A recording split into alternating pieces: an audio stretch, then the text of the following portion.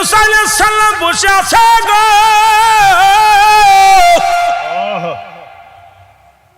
সালাম দেয় আজরাইল আলাইহিস সালাম, আসসালামু আলাইকুম আল্লাহর নবী মুসা। আজরাইল কয় আলাইকুম আসসালাম, কে তুমি? মুসা আলাইহিস সালাম সালাম দিয়ে উত্তর দিয়ে কয় আলাইকুম আসসালাম, কে? আজরাইল কয় হুজুর আমি মালাকুল মউত। সুবহানাল্লাহ বলেন না? কে আমি? আর একটু জোরে বলেন, কে? মালাকুল মউত। আজরাইল কয় মালাকুল মউত আমি, আপনার কদমের মধ্যে আছি, আল্লাহ হুকুম দিছে আপনারা নিয়ে যাওয়ার, তাড়াতাড়ি প্রস্তুতি হন, আর কয়েক মিনিট পরে আপনারে আমি নিয়ে যাব গো নবী। নবী মুসা কয় মালাকুল মউত রে, কি সংবাদ নিয়ে আসলি তুই আমারে? আমার যেতে হবে। কয় হ, আপনি তো অনেক দিন দুনিয়ার মধ্যে বাঁচলেন, অনেকক্ষণ বুড়াদুরা হয়ে গেছেন, আর কতদিন থাকবেন? আল্লাহ তাআলা হুকুম দিছে এখনই তো আপনার যেতে হবে, আমি নিতে এসেছি। আজরাইল আলাইহিস সালাম বলা পর মালাকুল মউত আজরাইল ডাক দে, মালাকুল মউতকে ডাক দে, বলে মুসা নবী মালাকুল মউত,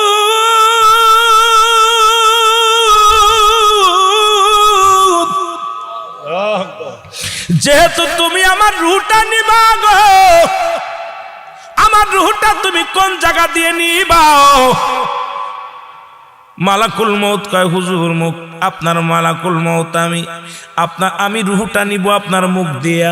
জোরে জোরে বলেন মারহাবা। আপনার মুখ দিয়ে আমি নিয়ে যাব। মালাকুল মউত বলা পর মুসা নবী আজরাইল দাঁড়াও, তুমি ভাবলে কেমন করে আমার মুখ দিয়ে তোমার নিতে দিব? এর আল্লাহর সঙ্গে আমি যখন দিদার করেছি, আমার মাওলার সঙ্গে আমার এই মুখ দিয়ে কথাবার্তা বলেছি, আমার আল্লাহর সঙ্গে আমি কতই না আলাপ করেছি, আমার তুমি ভাবলে কেমন করে?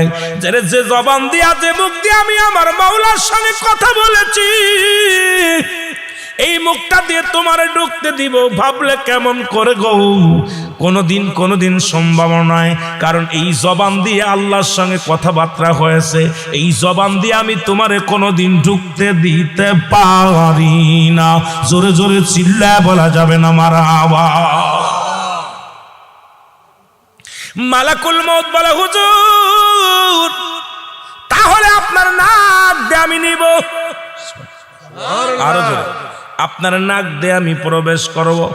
আর আমার মুসা আলাইহিস সালাম কয় মালাকুল মউত দাঁড়াও, আমার নাক দিয়ে তুমি ঢুকবা, ভাবলে কেমন করে? ওরে আল্লাহর সঙ্গে যখন দিদার করেছিলাম, আল্লাহ পাকের ওই নূরের তাজাল্লির ভিতরে একটা নূরের ঝলক এসেছিল, জান্নাতি ঘিরান আমার নাক দিয়ে ঢুকেছে। আজরাইল, আমার আল্লাহর ওই ঘিরানটা আমি নিছি রে নাক দিয়া। ওই জান্নাতি সুগন্ধিটা যখন আমার এই নাকে লাগছে রে মালাকুল মউত, এই নাক দিয়ে কোনোদিন আমি তোমার ঢুকতে দিতে পারি না, সুতরাং তুমি ভাবলে কেমন করে আমি নাক দিয়ে ঢুকবো? এবার কয় হুজুর, তাহলে আপনার চোখ দিয়ে ঢুকবো। সুবহানাল্লাহ। আর একটু জোরে, কোথা দিয়ে ঢুকবো?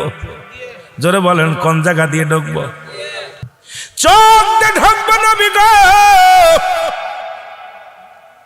মুসা আলাইহিস সালাম বলে আজরাইল দাঁড়াও, তুমি ভাবলে কেমন করে আমার চোখ দিয়ে তোমার ঢুকতে দিব? তুমি কি জানো না, এই চোখ দিয়ে আমার আল্লাহ নূরের তাজাল্লি আমি দেখছি। আমার আল্লাহ যখন এসেছিল, আমি যখন তোর পাড়ে গিয়েছিলাম দেখা করতে, আল্লাহর নূরের তাজাল্লি আমার এই দু চোখ দিয়ে আমি দেখছি রে আজরাইল। সুতরাং আমার এই চোখ দিয়ে নূরের তাজাল্লি যেহেতু দেখছি, আমার এই নূর, এই চোখ দিয়ে তোমার আমি কোনোদিন ঢুকতে দিব না। তুমি ভাবলে কেমন করে আমার চোখ দিয়ে ঢুকতে দিব? এরে মুসা নবী বলা পর আজরাইল রাগান্বিত হয়ে গেছে, রাগান্বিত হয়ে বলে আল্লাহর নবী মুসা, আমি মালাকুল মউত,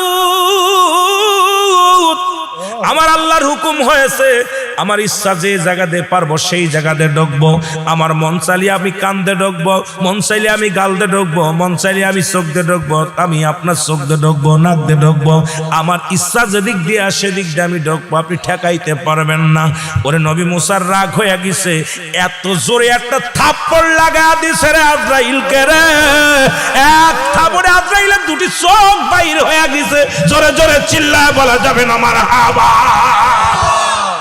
এত হাজার বছর পরে একটা মেষের গায়ে, একটা গরুর গায়ে যত পরিমাণ পশম আছে, এত এত হাজার বছর আপনার দুনিয়ার মধ্যে জিন্দা রাখবো। নবী মুসা আল্লাহ তারপরে কি আমার কি হবে? কয় তারপরে তোমার মৃত্যু হবে। মুসা আল্লাহ যদি এতদিন পরে মরণ হয় তাহলে বেঁচে থেকে আর লাভ নাই, খালি খালি ইবাদত বন্দেগী এত কষ্ট করে উজু করা লাগবে, ইবাদত করা লাগবে, খাওয়া লাগবে, কাজ করা লাগবে, রাত জেগে জেগে গোলামি করা লাগবে, ওর চাইতে চলে যাওয়ায় ভালো। সুবহানাল্লাহ কইতেন চলে যা। আল্লাহ কয় মুসারে তাহলে আজরাইলকে পাঠাইবনি,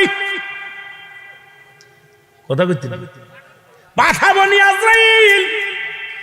মুসা আল্লাহ তোমার আজরাইল পাঠাইবা, তবে মরণের আগে আমার একটা দাবি, সেই দাবিটা হলো এই বুড়া বয়সে আর একবার তোমার সাথে দিদার করতে চাই, আর একবার তোমার আমি দুনয়ন ভরে দেখতে চাই। জোরে জোরে চিল্লায় বলেন মারহাবা। এ মুসলমান গভীর মনোযোগ শুনলাম। আমার আল্লাহ বললেন এরপরে দুনিয়া থেকে চলে যেতে হবে। জোরে বল আল্লাহু আকবার। আর একটু জোরে বলেন আল্লাহু আকবার। আল্লাহ তোমার সাথে শেষবার একটু সাক্ষাৎ করতে চাই, বুড়া হয়ে গেছি, এই বয়সে আর একবার তোমার নূরের তাজাল্লি দেখবো। আল্লাহ এই সুযোগটা আমারে আপনি করে দেন। আল্লাহ কয় ঠিক আছে, তোর কথা আমি রাখলাম। আয় আগামী শুক্রবারে আয়, আমার লগে শেষ মোলাকাত হবে, দেখা হবে। মুসা নবী লাঠি বর্দে আস্তে আস্তে করে তুর পাহাড়ে চলে গেলেন। জোরে বলেন মারহাবা। আর একটু জোরে বলেন।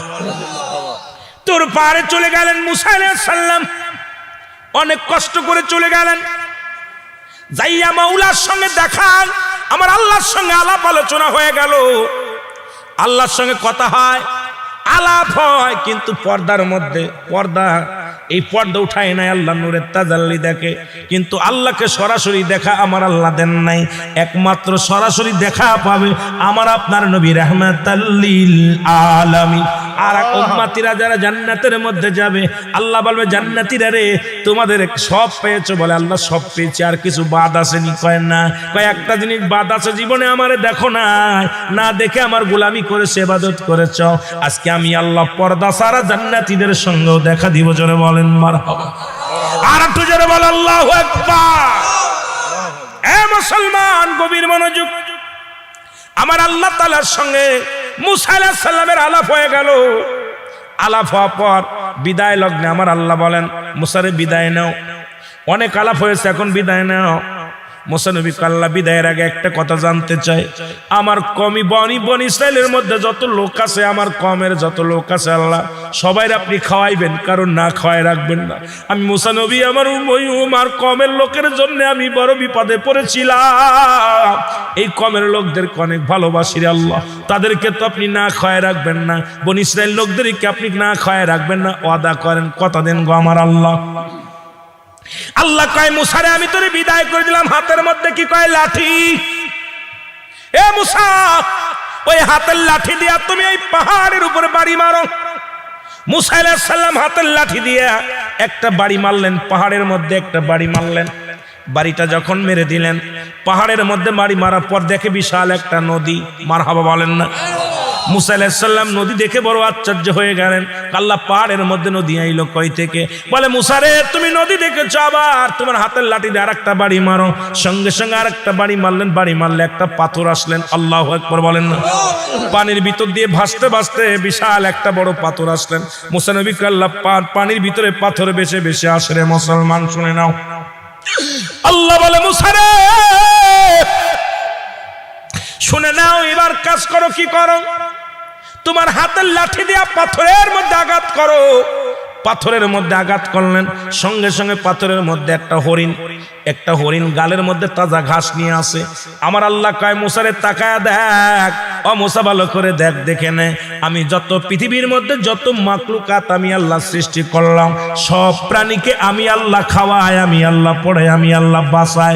এই পাথরের মধ্যে কিসে? পাহাড়ের মধ্যে পাথর, নদীর মধ্যে পাথর, পাথরের মধ্যে হরিণ, এটার মুখের মধ্যে তাজা ঘাস। সুতরাং মুসারে জেনে রাখ, তোমার শুধু তোমার কমের লোক নয়, বনি ইসরাইল লোক নয়, গোটা পৃথিবীর মধ্যে যত মাকলুকাত আমি আল্লাহ বানাইছি, সবার রিজিকের ব্যবস্থাও আমি আল্লাহ করেছি।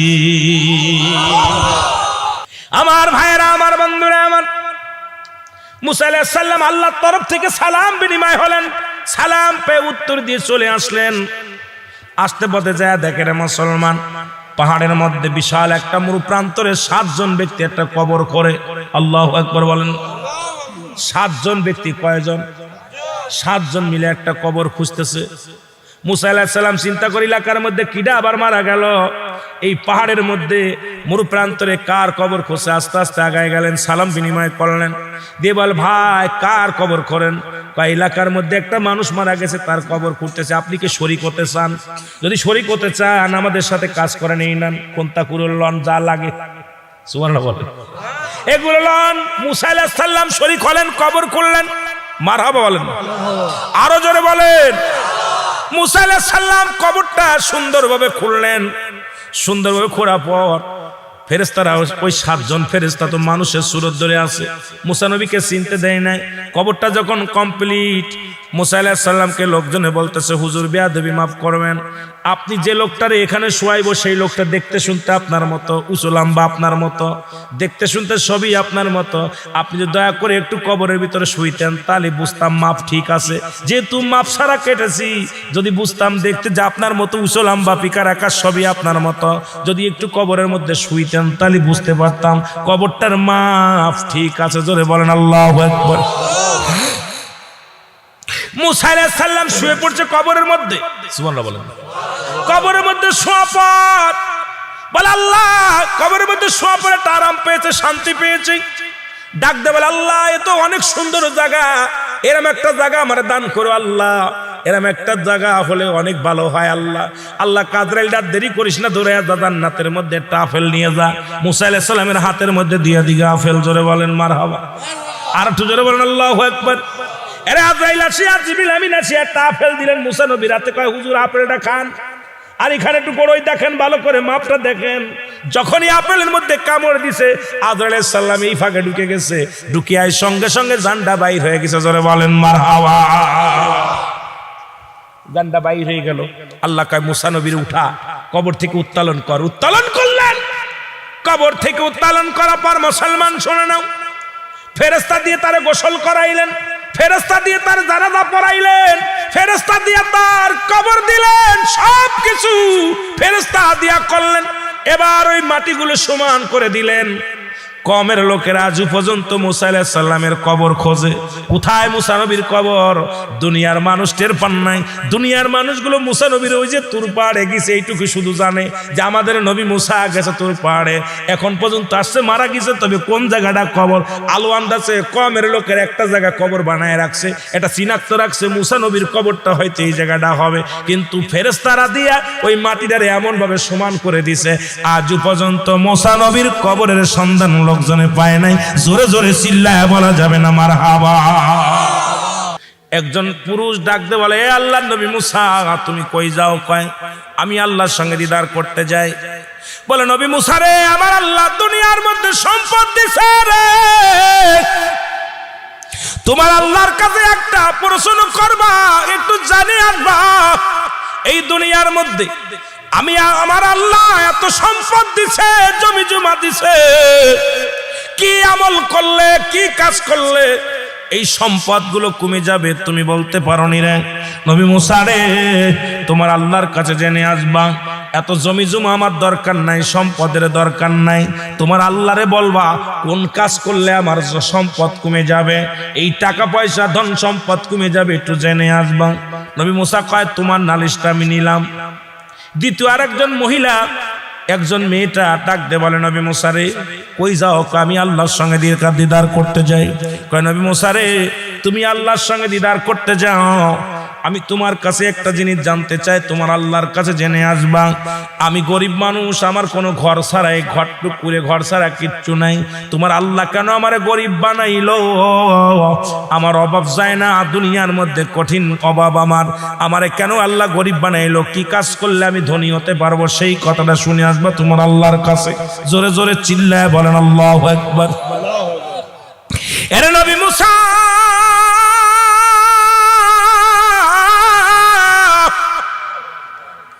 এবার যাইতে যাইতে ডাকে একটা লোক, তার পা নাই, তার হাত নাই, হাত পা কিচ্ছু নাই। ডাক দে বলে আল্লাহর নবী মুসা কই যাও? আমি যাইতেছি আল্লাহর সঙ্গে দিদার করতে যাই। বলে মুসা রে আমারে আমার আল্লাহ কেন বানাইছে একটু জেনে আসবা। আমার তো একটা পা নাই, আমার দুটি পা নাই, আমার তো কি নাই, আমার দুটি হাত নাই, তোমার আল্লাহ কেন আমারে বানাইলো একটু জেনে আসবা রে নবী মুসা। নবী মুসা কয় আমি তোমার নালিশটাও নিলাম। তিনজনের নালিশ নিয়া নবী চলে গেলেন কোথায়? তুর পাহাড়ে চলে গেছেন। যায় দিদার দিব, আল্লাহর সঙ্গে দেখা হয়, কথা হয়, গোপনে আলাপ হয়, পর্দার আড়ালে থেকে আলাপ হয়। আমার আল্লাহরে মুসা নবী ডাকতে বলে আমার মালিক,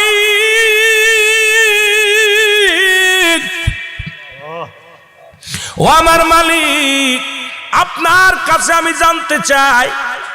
আল্লাহ গো তিনজন লোকের সাথে দেখা হলো, তিনজন লোক আমার কাছে যা প্রশ্ন করেছে তাদের প্রশ্নের জবাব আমার দেওয়া লাগবে, একটু উত্তর দিয়া দাও। আল্লাহ কয় মুসারে কি প্রশ্ন? কয় এক নাম্বার প্রশ্ন গো আল্লাহ, এক ধনীর লাগে দেখা হলো। ধনী বলল নবী মুসারে কি আমার এত ধন সম্পদ হয়েছে, কি এমন আমল করলে আমার ধন সম্পদ কমে যাবে একটু বলে দাও। আল্লাহ রাব্বুল আলামিন ডাক দে বলে নবী মুসারে এত স্বাভাবিক ব্যাপার, যা তারে বলবা সেজন্য আজ থেকে আমার প্রশংসা না করে, আমার শুকরিয়া আদায় না করে, আমার শুকরিয়া আদায় না করলে আমি ধন সম্পদ সব তার কমায়া দিব, দুনিয়ার মধ্যে অভাব অনাটন তার দেখা দিবে। তারে বলবা আজ থেকে সে যেন আর প্রশংসা না করে। জোরে জোরে চিল্লায়া বলা যাবে না আল্লাহু আকবার। শুকরিয়া আদায় না করে। দ্বিতীয় ব্যক্তি আল্লাহ গো, ওই দ্বিতীয় মহিলা সে গরিব মানুষ, তার একটা কুড়ে ঘর আছে, খাবার দেয় নাই, টাকা নাই, পয়সা নাই, কি কাজ করলে সে ধনী হবে গো আমার আল্লাহ? এই কথাটা বলে দিতে বলছে গো আমার আল্লাহ। আল্লাহ কয় মুসা রে শোন, ওই লোকটারে বেশি বেশি আমার প্রশংসা করতে বলবি, আমার শুকরিয়া আদায় করতে বলবি। ওই লোকটা, ওই মহিলা যদি বেশি বেশি আমার শুকরিয়া আদায় করে, এই দুনিয়ার মধ্যে অভাব অনাটন তার দূর হয়ে যাবে। জোরে জোরে চিল্লায় বলেন মারহাবা। তৃতীয় নাম্বার হুজুর, ও মুসলমান শোনো, নবী মুসা বলে আমার আল্লাহ তিন নাম্বার প্রশ্নের জবাব আমি চাই। একজন তার হাত নাই, তার পা নাই, জমিনের মধ্যে গোড়াগড়ি করে, জোরে গড়ি করে আর কান্দে গো আল্লাহ। এই লোকটা বলছে তারে আপনি কিসের জন্য বানাইছেন, তার দে কোনো উপকারে আসবে কিনা, কাজে লাগবে কিনা। আমার আল্লাহ কয় নবী মুসা রে শুনে লাও, শুনে লাও, ওই লোকটারে বলবা, ওই লোকটারে বলবা সে যেন তারে বুঝাইয়া দিবা তারে আমি বানাইছি। এই দুনিয়ার মধ্যে জাহান্নামের মধ্যে ছোট ছোট ছিদ্রা আছে, এই জাহান্নামের ছিদ্রাগুলো বন্ধ করাবো, ওই আমি তার এই জাহান্নামের ছিদ্রাগুলো বন্ধ করার জন্য আমি তারে দুনিয়ার মধ্যে বানাইছি। জোরে বলেন মারহাবা। চিৎকার মেরে বলে আলহামদুলিল্লাহ। আল্লাহ আমি তোমার প্রশংসা করি, তোমার শুকরিয়া আদায় করি। জানাইছ আমারে তুমি জাহান্নামের ছিদ্রাগুলো বন্ধ করবা, তবু আমার দিয়ে একটা কাজ করবা, এই জন্য আমি শুনে খুশি হইলাম আল্লাহ। আমি মনে করেছিলাম আমার বিনা কারণে বানাইছো, বিনা কারণে দুনিয়ার মধ্যে আমারে পাঠাইছো আল্লাহ। আল্লাহ আমি তোমার শুকরিয়া আদায় করি যে আমার মতো অসাল দিয়া তুমি জাহান্নামের ছিদ্রাগুলো বন্ধ করবা। আমার আল্লাহ ডাক দে কয় মুসা রে ওই অসালডারে ডাক দে, অসালডারে ডাক দে। আমি আল্লাহ তার জীবনে সব আমি মাফ করে দিলাম। আমি আল্লাহ শুকরিয়া আদায় করার কারণে আমি আল্লাহ একটা নয়, দুটি নয়, 8টা জান্নাত তারে খুলে দিলাম, 8টা জান্নাত তারে উপহার দিয়ে দিলাম। জোরে জোরে চিল্লায় বলা যাবে না মারহাবা। যদি আপনাকে জিগায় ভাইজান কেমন আছেন, সালাম দিল আসসালামু আলাইকুম, ভাইজান কেমন আছেন? ওয়ালাইকুম আসসালাম, আলহামদুলিল্লাহ আল্লাহ ভালো রাখছে। খেয়ে থাকলেও বলবেন আলহামদুলিল্লাহ, না খেয়ে থাকলেও বলবেন আলহামদুলিল্লাহ, সুখে থাকলেও বলবেন আলহামদুলিল্লাহ, দুঃখে থাকলেও বলবেন আলহামদুলিল্লাহ। কারণ ভালো রাখার দায়িত্ব কার? মন্দ রাখার দায়িত্ব কার? রে আজ না হয় কাল তুমি যাইবা কবরে, মরার পরে দেখবে চেয়ে গো তোমার সবই রইল পরে, মরার পরে আরো জোরে বলেন আজ না হয় কাল তুমি যাইবা কবরে, মরার পরে দেখবে চেয়ে গো তোমার সবই রইল পরে, মরার পরে দাদাই গেছে বাবাই গেছে কেউ আইল না ফিরে, তোমার তো যাইতে হবে গো ভাই অন্ধকার কবরে, তোমার তো যাইতে হবে। কুল্লু নাফসিন যায়কাতুল মাউত, মৃত্যুর পেয়ালা পান করতে হবে। রে আজ না হয় কাল তুমি যাইবা কবরে, মরার পরে দেখবে চেয়ে গো ভালো, মরার পরে আরো জোরে বলেন মরার পরে দেখবে চেয়ে গো তোমার সবই রইল, মরার পরে দেখবে চেয়ে গো তোমার সবই রইল, মরার পরে দেখবে ভাই গেছে বন্ধু গেছে কেউ আইল না ফিরে, কোনদিন জন জিতে হবে গো তোমার অন্ধকার কবরে, একদিন তোমার যাইতে হবে গো হায় হায় অন্ধকার এ দুনিয়ার মুসলমান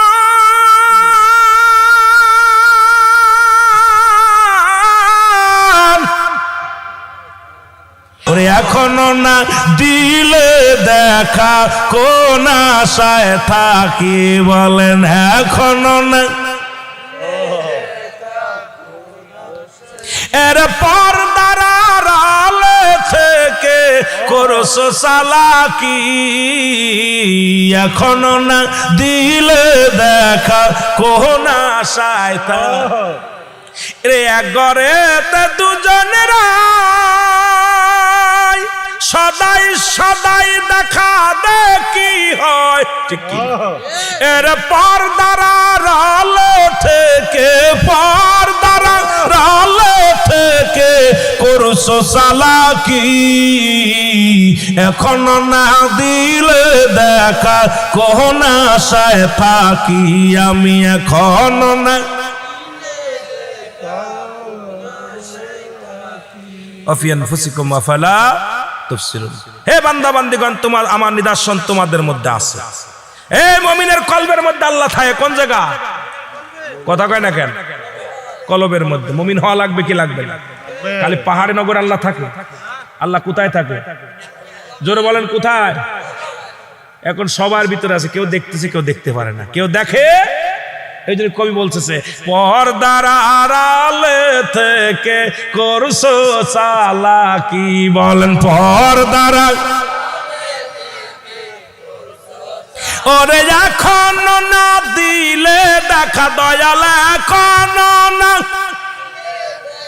কেমন থাকি পর্দার আড়ালে থেকে, হয়তো কলব না পাক বলে পাইলাম না দিদার মোরে, দাও গো দেখা দয়াল আল্লাহ অপেক্ষায় আছি, পর্দার আড়ালে থেকে করছো চালাকি, বলেন পর্দার আড়ালে থেকে করছো চালাকি, পর্দার মারহাবা মারহাবা এর পর্দার আড়ালে থেকে করছো চালা, এর এখনো না দিলে দেখা, এখনো কোন আশায় থাকি পর্দার আড়ালে থেকে, আবার এক ঘরে দুজনেরা সদাই দেখা দেখি হয়, আমি দয়াল কপাল মন্দ, আমি দয়াল কপাল মন্দ বুঝি নাই সাহালাকি, পর্দার আড়ালে থেকে করছো চালাকি, তুমি পর্দা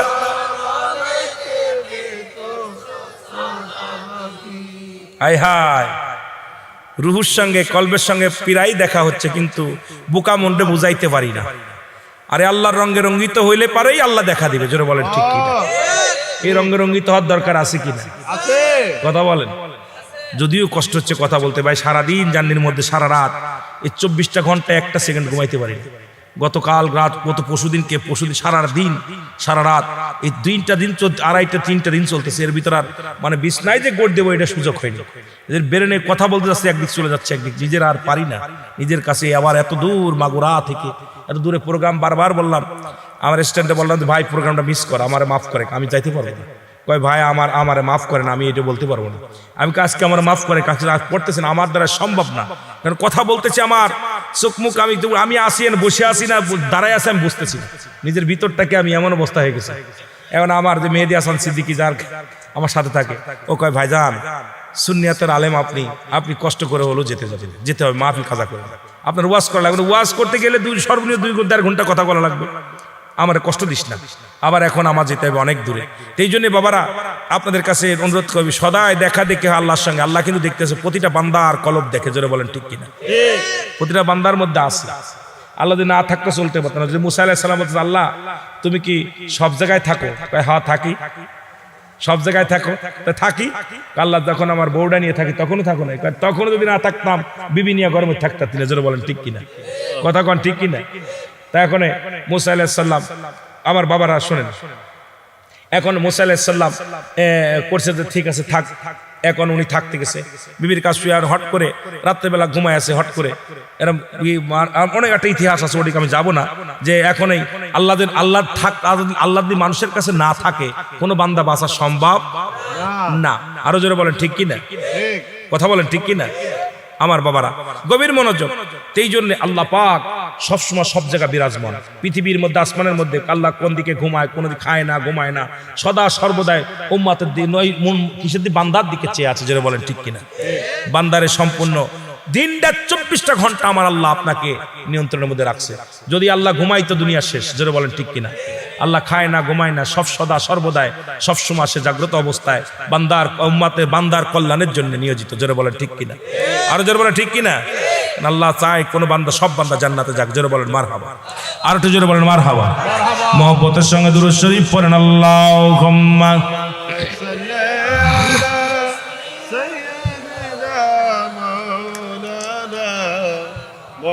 ওয়ালা আলি সাইয়্যিদিনা মাওলানা মুহাম্মদ।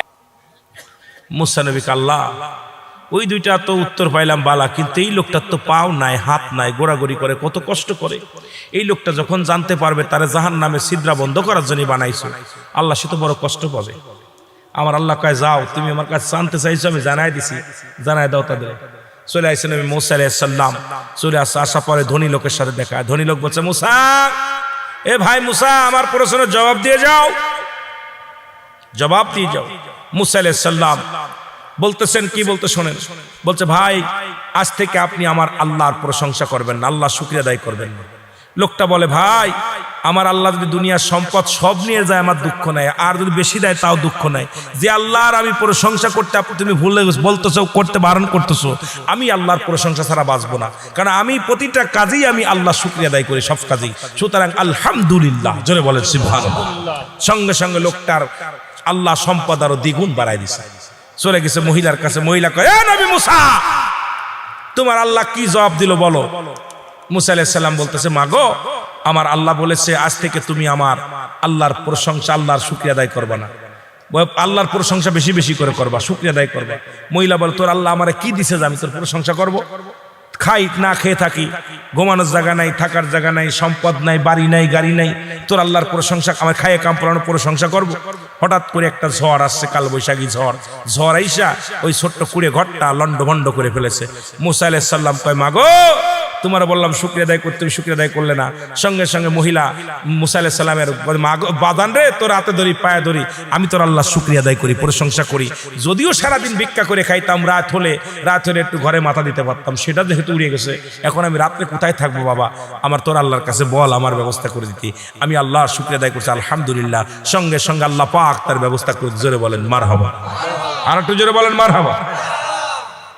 চলে গেছে ওই যার পাও নাই, যার হাত নাই, লোকটা অসাল মানুষ ডাক দিছে, মোর নবী মুসা আপনার আল্লাহর আমার বিষয়ে কি ফয়সালা দিছে বলেন। বলে মাগো বাবা গো, তোমার যদি ফয়সালা তোমার কথা তুমি কষ্ট পাবো, বলো বলো না কি বলছে। বলছে বাবা তোমার বলছে আমার আল্লাহ তাআলা তোমার বানাইছে জাহান্নামের মধ্যে ছোট্ট ছোট্ট ছিদ্রা আছে, এই ছিদ্রাগুলো বন্ধ করবে তোমার দিয়া। অমনি সঙ্গে সঙ্গে অসাল বলতেছে আলহামদুলিল্লাহ, জোরে বলেন না মারহাবা। মুসা আলাইহিস সালাম এত জোরে এক থাপ্পড় লাগাই দিয়েছে, আজরাইলের চোখ দুটো ভরে গেছে, একদম থাপ্পড় খাইয়া আজরাইলের চোখ দুটো কানা হয়ে গেছে। চোখ দুটো দৌড়ে দাঁড়ায় রয়েছে আজরাইল। কথা বুঝে সুবহানাল্লাহ বলেন না। আল্লাহ কয় কি রে আজরাইল কি হইছে? কয় ও আল্লাহ মরিছি, চোখ দুটো গেছে গা। কয় তাড়াতাড়ি আয় আর ওর জান নিতে যাই না গো। আজরাইল আলাইহিস সালাম চলে গেছে আল্লাহর কাছে। কয় আল্লাহ মুসা আলাইহিস সালামের মাইরি আমার চোখ কানা করে দিয়েছে। সুবহানাল্লাহ কইতেন নি? এ জোরে কইতেন নি? আরো জোরে। ইমানদারের পাওয়ার, আল্লাহ নবীদের পাওয়ার, এর আহলে সুন্নাত ওয়াল জামাতের পাওয়ার। যদি ইমানদার হও তোমাদের পাওয়ার আছে, জোরে বলেন ঠিক কিনা। আল্লাহ বলতেছে আজরাইল আমার নবীর ইজ্জতের খাতিরে তোর চোখ দিয়ে বালা করে দিলাম। সুবহানাল্লাহ বলেন না। আমার আল্লাহ কুদরতি হাত দিয়ে চোখ দিয়ে বালা করে দিয়েছে আজরাইলের। সুবহানাল্লাহ বলেন না। দিয়া বলতেছে আজরাইল তোর আর জান টান কবাজ করতে যাওয়া লাগবে না ওর কাছে, কারণ আমার যত নবী পাঠাইছে দুনিয়ার মধ্যে সবচেয়ে একটু রাগান্বিত নবী আমার মুসা। একটু রাগ বেশি, শরীর দেহ একটু রাগ বেশি, মেজাজ খারাপ, মেজাজ গরম। তুই আমার নবী মুসা যখন রাগ করছে সরে দাঁড়াবি না। তুই মুসার লগে তর্ক করতে গেছিস, দিয়েছি একটা পার। সুবহানাল্লাহ কইতেন নি? এটা জোরে কইতেন নি? আরো জোরে কইতেন নি? বা মুসার লগে বাটপারি করতে গেছে বা। থাক তোর আর জান টান আনা লাগবো না, ওই রুটা কবাজের দায়িত্ব আমি আল্লাহ নিজে নিলাম। জোরে বলেন সুবহানাল্লাহ। আরো জোরে, আরো জোরে। এখন আজরাইল তো খুব কষ্ট পেয়ে দাঁড়ায় আছে। আল্লাহ এইরকম মায়ের খেয়ে আসলাম, মুসা নবীর হাতে মায়ের খেয়ে আসি, বসে আছি, জানটা আমার কবাজ করতে দাও আল্লাহ, আমি কবাজ করে নিয়ে আসি। আল্লাহ কোর কাজ যাস না, এক থাবড় খাইছি তো একবার, এক থাবড়ে চোখ কানা হয়েছে, এবার একদম হাড্ডি গুড্ডি ভেঙে দিবি। চুপ করে থাক, আমার মুসার রাগ বেশি শরীরে। সুবহানাল্লাহ বলেন না। মুসা নবীর তেরা বেশি, কথা বুঝেননি? মুসা নবীর কাছে এখন অনেক কয়েকদিন পরে আল্লাহ রাব্বুল আলামিন দরখাস্ত পাঠাইছে মুসারে। আল্লাহ নবীদের কাছে আসে ওহী, নবীদের কাছে আসে ওহী, ওলিদের কাছে আসে ইলহাম। জোরে বলেন মারহাবা। আরো জোরে। ওহীর মাধ্যমে ডাক দে, বলে হে নবী মুসা শোনো, তোমারে আমি একটা মেয়েশির গায়ে যতগুলো পশম থাকে এই পরিমাণ তোমারে আমি হায়াত দিলাম। সুবহানাল্লাহ বলেন। তুমি কি নিবে? মুসাকে আল্লাহ কি কইলা? কয় যে পরিমাণ একটা মেষ বা একটা গরুর গায়ে যতগুলো পশম আছে এই পরিমাণ তোমার হায়াত দিলাম। আল্লাহ দিলেন তো তারপরে কি হবে? কয় এই পর্যন্ত বাঁচা পত্তায় মৃত্যু হবে। সুবহানাল্লাহ বলেন না। কথা বলেন নাই? যারা মদিনায় গেছে তাদের জিগাইবে, মক্কা মদিনায় গেছে, কারণ কমের লোকদের দিয়া মুসা আলাইহিস সালামের কবর দেয়া হয় নাই। মুসা আলাইহিস সালামের কবর দিছে ফেরেশতারা। মারহাবা বলেন না। আর একটু জোরে বলেন। সুতরাং তাও মরা লাগছে। পৃথিবীর মধ্যে স্রষ্টার মৃত্যু নাই, সৃষ্টির মৃত্যু আছে।